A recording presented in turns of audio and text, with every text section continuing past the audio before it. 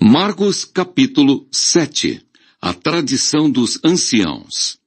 E reuniram-se em volta dele os fariseus e alguns dos escribas, que tinham vindo de Jerusalém. E vendo que alguns dos seus discípulos comiam pão com as mãos impuras, isto é, por lavar, os repreendiam.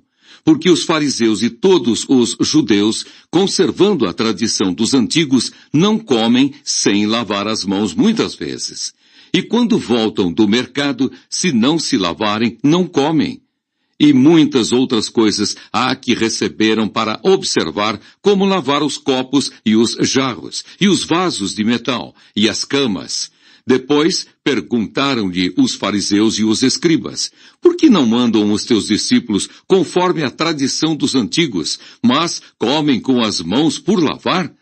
E ele, respondendo, disse-lhes: bem profetizou Isaías acerca de vós, hipócritas, como está escrito: este povo honra-me com os lábios, mas o seu coração está longe de mim. Em vão, porém, me honram, ensinando doutrinas que são mandamentos de homens. Porque deixando o mandamento de Deus, retendes a tradição dos homens, como o lavar dos jarros e dos copos, e fazeis muitas outras coisas semelhantes a estas. E dizia-lhes: bem invalidais o mandamento de Deus para guardardes a vossa tradição.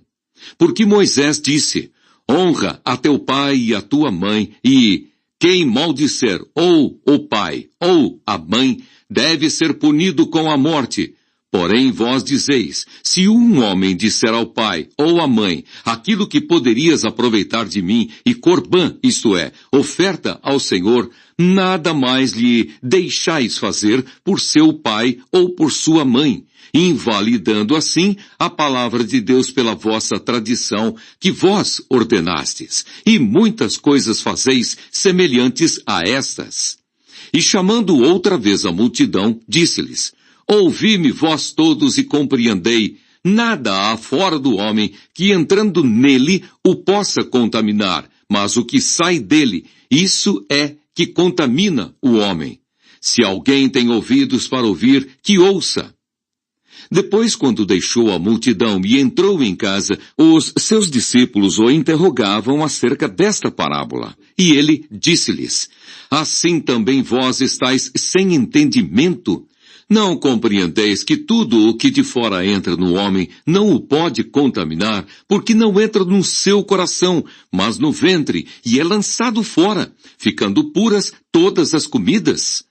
E dizia: o que sai do homem, isso é que contamina o homem.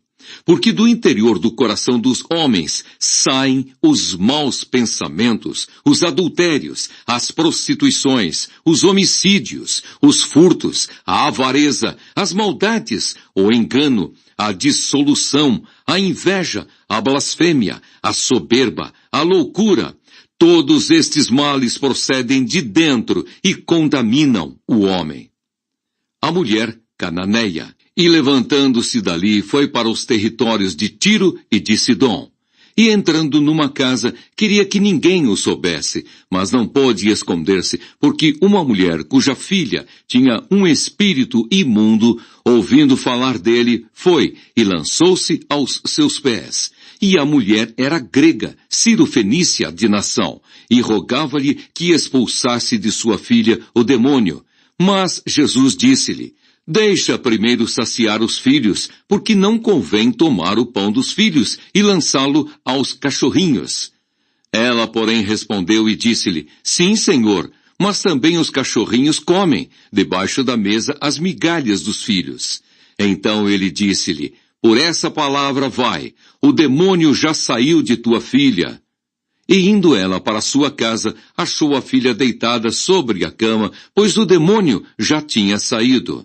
Cura de um surdo e gago, de Decápolis. E ele, tornando a sair dos territórios de Tiro e de Sidom, foi até ao mar da Galileia, pelos confins de Decápolis, e trouxeram-lhe um surdo, que falava dificilmente, e rogaram-lhe que impusesse as mãos sobre ele. E tirando-o à parte de entre a multidão, pôs-lhe os dedos nos ouvidos e, cuspindo, tocou-lhe na língua. E levantando os olhos ao céu, suspirou e disse: Efatá! isto é, abre-te. E logo se lhe abriram os ouvidos, e a prisão da língua se desfez, e falava perfeitamente.